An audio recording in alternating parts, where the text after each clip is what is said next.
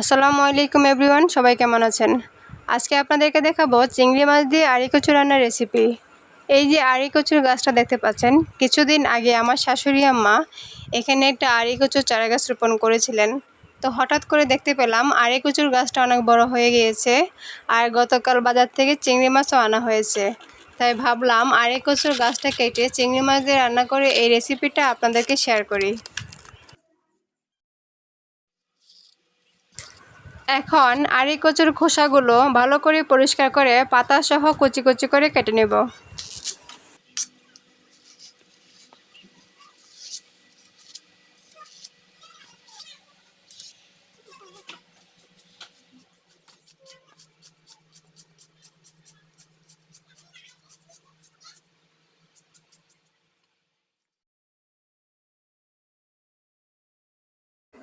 আমি আড়ি কচুকে এভাবে কুচি কুচি করে কেটে নিয়েছি, আপনারা চাইলে আরও বড় বড় পিস করে কেটে নিতে পারেন। এখন আড়ি কচুকে ধুয়ে পরিষ্কার করে একটা বাটিতে নিয়ে নিলাম।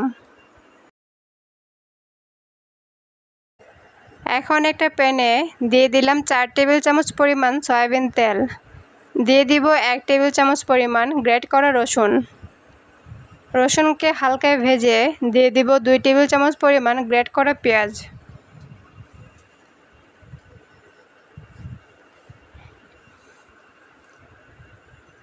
পেঁয়াজ রসুন হালকা ভেজে দিয়ে দেব 8 থেকে 10টা আস্ত কাঁচামরিচ।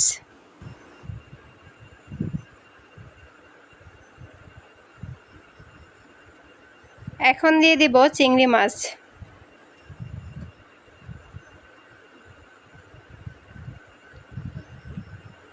চিংড়ি মাছ দিয়ে পেঁয়াজ রসুন কাঁচামরিচ চিংড়ি মাছ হালকা লাল করে ভেজে নেব। দিয়ে দিব 1 চামচ পরিমাণ হলুদ গুঁড়া, 1 চামচ পরিমাণ মরিচ গুঁড়া, 1 চামচ পরিমাণ ধনিয়া গুঁড়া, পরিমাণ মতো লবণ, আধা চামচ পরিমাণ জিরা গুঁড়া। এখন দিয়ে দেব কেটে রাখা আড়ি কচু।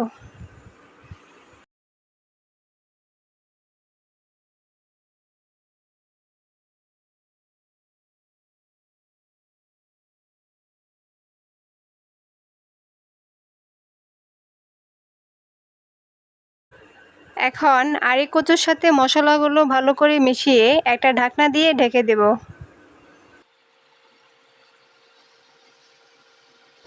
আড়ি কচু থেকে যে পানিগুলো বের হয়েছিল তা একদম শুকিয়ে নিলাম। তো হয়ে গিয়েছে আমার আড়ি কচু রান্না। এই রেসিপিটি কার কেমন লেগেছে অবশ্যই কমেন্টস করে জানাবেন। আর এই রেসিপিটি ভালো লাগলে বেশি বেশি করে শেয়ার করে দিবেন। ধন্যবাদ সবাইকে এতক্ষণ ভিডিওটি দেখার জন্য।